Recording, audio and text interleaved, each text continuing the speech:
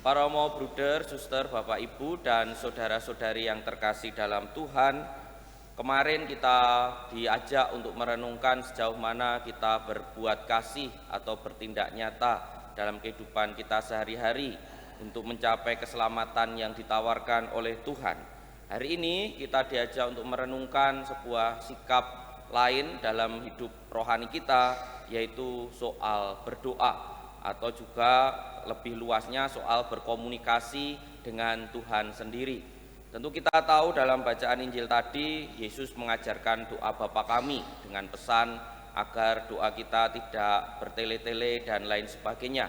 Mungkin karena kita seringkali menilai doa dari baik buruknya kata yang digunakan, maka saya kadang menemukan banyak orang itu takut memimpin doa gitu loh. Kalau pertemuan gitu, ayo doa, tunjuk-tunjukan gitu loh, padahal ya mungkin karena ada penilaian tertentu kita lalu menilai doa yang baik itu doa yang penuh dengan kata-kata puitis, mistis mungkin dan logis dan lain sebagainya. Tapi mungkin saja itu terjadi, padahal Yesus mengajak kita bahwa ya doa ya kita berdoa apa yang bisa kita doakan saja, maksudnya tidak halus selalu dengan kata-kata yang bagus dan lain sebagainya. Ya kalau kita bisa berdoa dengan kata-kata yang bagus itu baik, tetapi kalau tidak ya doa Bapa kami kan juga doa, juga kita bisa memimpin dengan doa Bapa kami, walaupun kadang ya diloke sih, kok mung Bapa kami, kadang-kala gitu lah, aneh, padahal doa inilah doa yang diajarkan Yesus itu loh, kok terus dimungke.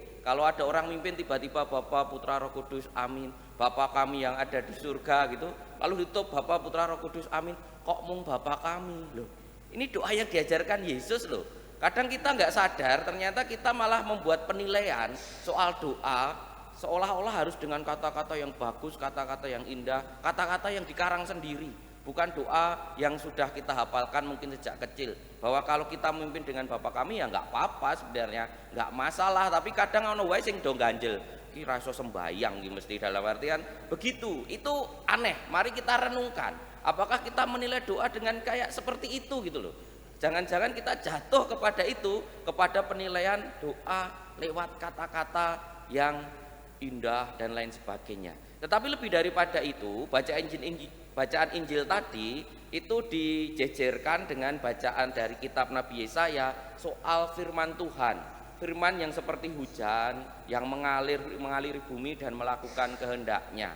Ini bagi saya yang merenungkan, salah satu unsur doa itu adalah komunikasi antara Allah dan manusia, dan seringkali komunikasinya itu hanya searah dari manusia terus. Lah kita ngomong terus, lalu Tuhan baru mau ngomong sudah ditutup Bapa, Putra, Roh Kudus, amin. Kadang-kala kan begitu. Maka kita juga bisa merenungkan, apakah dalam doa kita juga berusaha mendengarkan dari pihak Allah? Apakah kita berusaha mendengarkan sabda Tuhan? Ya kalaupun dalam doa kita belum mendengarkan, dalam kitab suci itu kan ada sabda Tuhan. Apakah kita berusaha juga mendengarkan sabda Tuhan dengan membaca kitab suci? Jangan-jangan kita jatuh pada sikap kita bicara terus, lalu mendengarkannya agak kurang. Karena kadang-kala kan terjadi seperti itu. Saya menyadari juga kadang seperti itu. Trocos wae. Gusti baru mau ngendika pun nggih Gusti, bye bye. Lalu sudah bicara soalnya belum mendengarkan. Maka para romo, bruder, suster, bapak ibu dan saudara-saudari yang terkasih dalam Tuhan, hari ini baik kita merenungkan bagaimana kita menilai soal berdoa, bagaimana kita melakukan soal doa. Tadi sudah saya sampaikan bahwa jangan-jangan kita jatuh kepada penilaian doa yang baik, doa yang tidak baik hanya berdasarkan kata-kata yang digunakan. Kadang tadi fenomenanya sudah saya sampaikan, kadang doa Bapa kami kok dimungke, kok mung Bapa kami dan lain sebagainya.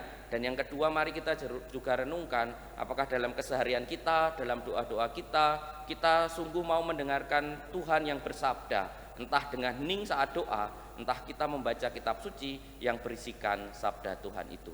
Bagaimana kita menghayati hidup doa ini? Kita hening sejenak.